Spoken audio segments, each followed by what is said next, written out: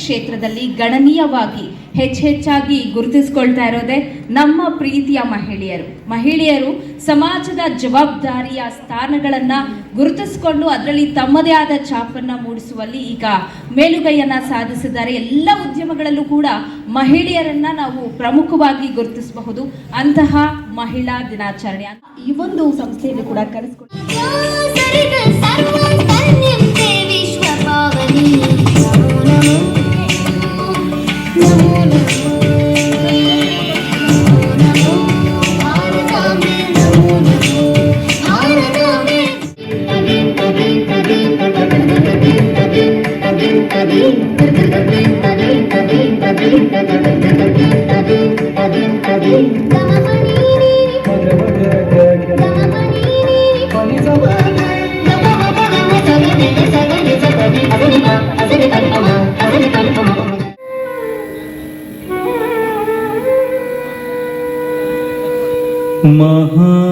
महादेव शिव शंभो सहस्र कोटि जनपालना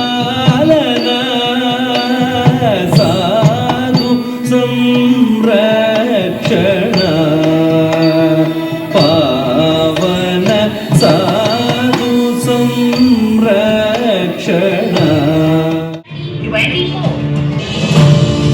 ಶ್ರೀಮತಿ ಆಶಾ ಸಂಪತ್ ಕುಮಾರ್ ಸಾಧಕಿ ಸ್ತ್ರೀ 2024.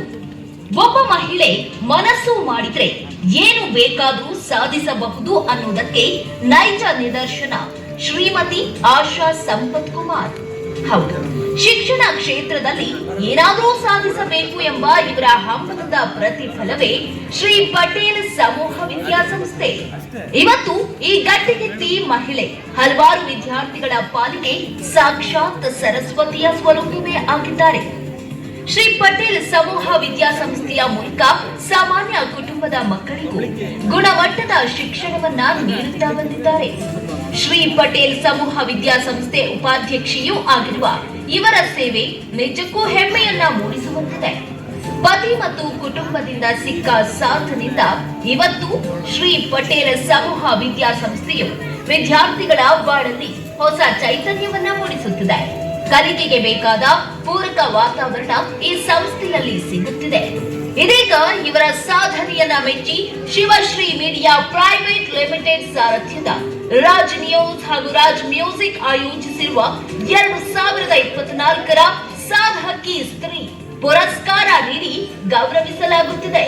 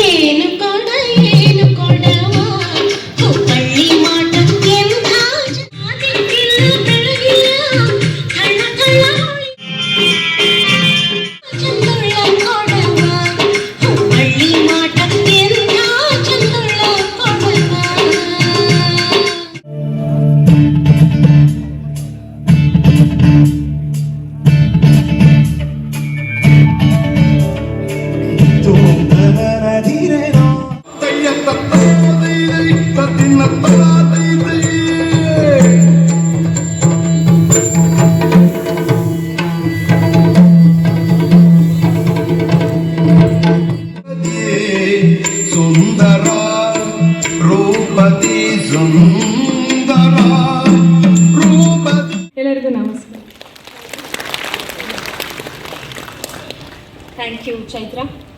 ಎಸ್, ಎಲ್ಲ ಗಣ್ಯರನ್ನ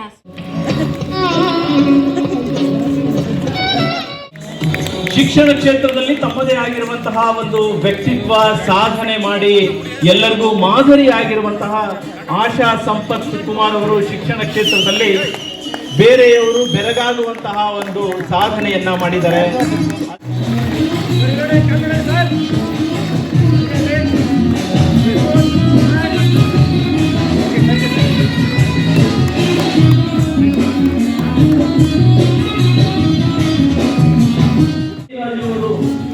ಸನ್ಮಾನವನ್ನು ಸ್ವೀಕಾರ ಮಾಡಿದ್ದಕ್ಕೆ ಅವರಿಗೆ ಧನ್ಯವಾದಗಳನ್ನು ಹೇಳ್ತಾ ಅದೇ ರೀತಿ ಅವರಿಗೆ ಸನ್ಮಾನ ಮಾಡಿರುವಂತಹ ಗಣ್ಯರಿಗೂ ಕೂಡ ಧನ್ಯವಾದಗಳನ್ನು ಅರ್ಪಿಸ್ತಾ ಇದ್ದೇನೆ.